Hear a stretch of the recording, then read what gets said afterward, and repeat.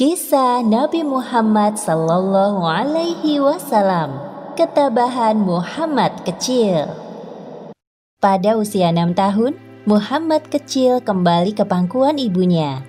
Hanya sebentar bersama, Muhammad harus kehilangan beliau. Berselang 3 tahun kemudian, kakek tercintanya meninggal. Sejak saat itu, Muhammad kecil menjadi anak yatim piatu. Tugas pengasuhan selanjutnya diemban oleh paman dari pihak ayahnya yang bernama Abu Thalib. Muhammad kecil sangat bahagia bisa bertemu kembali dengan ibunda Aminah. Mereka menghabiskan waktu untuk bermain dan belajar bersama tentang banyak hal yang terjadi di sekitar. Pada suatu hari, Aminah mengajak Muhammad untuk berziarah ke makam ayahnya di Madinah. Ia pun meminta izin kepada Abdul Muthalib. Meskipun dengan berat hati, akhirnya Abdul Muthalib melepas kepergian cucu dan menantunya bepergian jauh. Perjalanan ke Madinah cukup jauh. Kalian semua berhati-hatilah.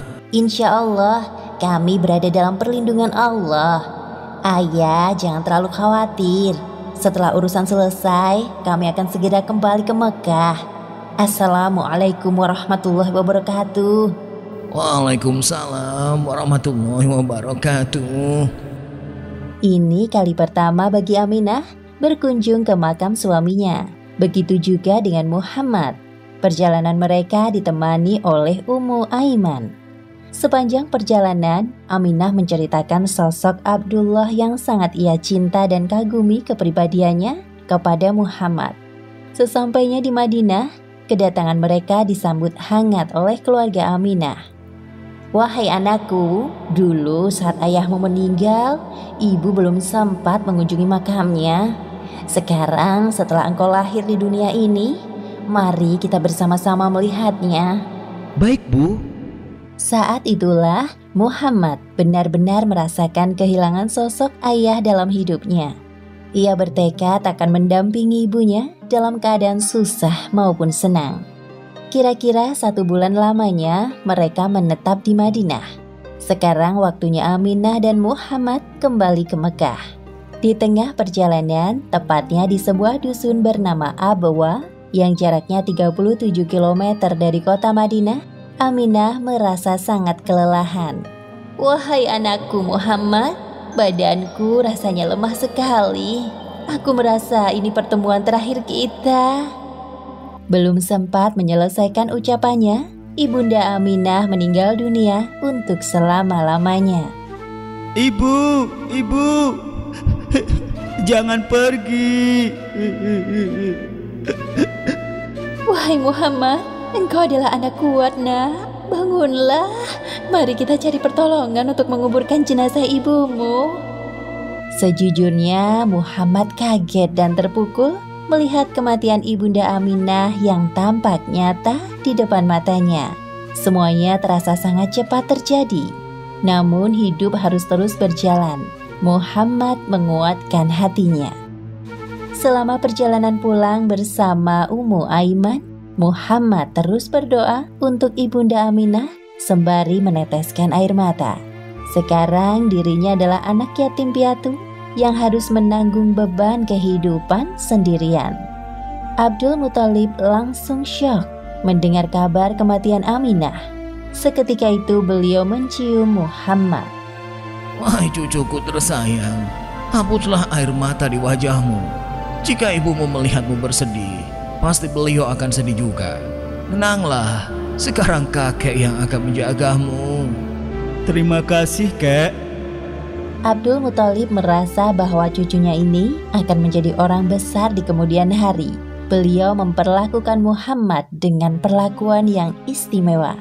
Hei nak, jangan duduk di tempat itu. Minggirlah, itu punya kakek. Maaf paman, aku tidak tahu jika hanya kakek yang boleh duduk di sini. Sudah, biarkan saja cucuku duduk di tempatku. Sesungguhnya kelak dia akan memiliki kedudukan yang lebih tinggi dariku. Pada saat itu, Abdul Muthalib adalah orang yang paling dihormati di kalangan penduduk Mekah, sampai dibuatkan hamparan khusus di bawah naungan Ka'bah. Selama kurang lebih 3 tahun lamanya, Muhammad diasuh oleh kakeknya. Muhammad kecil sangat menyayangi kakeknya, begitupun sebaliknya. Namun kebahagiaan Muhammad tidak berlangsung lama. Ketika Allah Subhanahu wa Ta'ala memanggil Abdul Muthalib untuk kembali di hadapannya. Wahai kakek, secepat itukah engkau pergi meninggalkanku? Sekarang aku benar-benar merasa kesepian. Tetapi Allah di kemudian hari memberikan nikmat kepada Muhammad untuk menghibur kesedihannya. Sebagaimana disebut di Al-Quran, surat Ad-Duha ayat 6 hingga 7. Bukankah engkau dalam keadaan yatim piatu, lalu diadakannya orang yang akan melindungimu dan menemukan kau saat kehilangan pedoman, lalu ditunjukkannya jalan itu. Menjadi anak yatim piatu yang kemudian ditinggalkan sosok yang amat mencintai, rasanya seperti ditusuk pedang. Itulah yang dirasakan oleh Muhammad di usianya 8 tahun.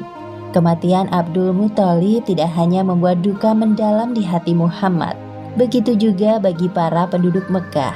Tidak ada satupun anak Abdul Muthalib yang dapat menggantikan sosoknya yang berwibawa, teguh hati, cerdas, dan terhormat. Beberapa hari sebelum Abdul Muthalib meninggal, beliau telah berpesan kepada anaknya yang bernama Abu Thalib untuk mengasuh Muhammad. Di antara pamannya yang lain, Abu Thalib memiliki sifat lemah lembut dan penyayang.